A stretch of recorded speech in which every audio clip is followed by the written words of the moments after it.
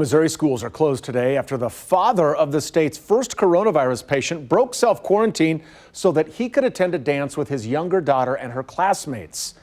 This happened in St. Louis County, but what happens if a case impacts schools closer to home? Our Abigail James joins us live after making calls to local districts today. Abigail?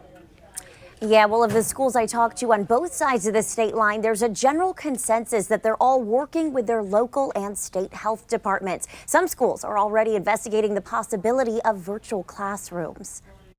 This picture was taken at a father-daughter school dance hosted by the Villa Duchesne and Oak Hill High School in St. Louis County.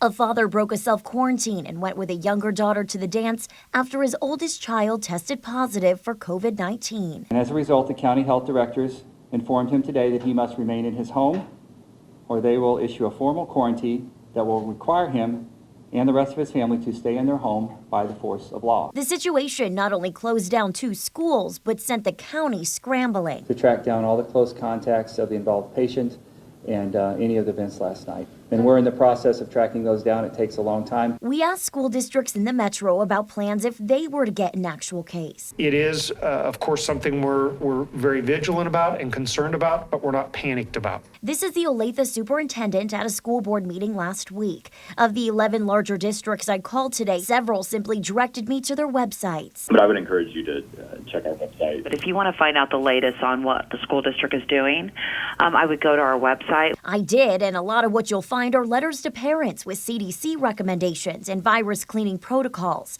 Several districts also explain they're constantly reminding individuals to wash their hands. But no real plans are listed if a case actually presented itself. So we absolutely are ready to respond should something like that happen.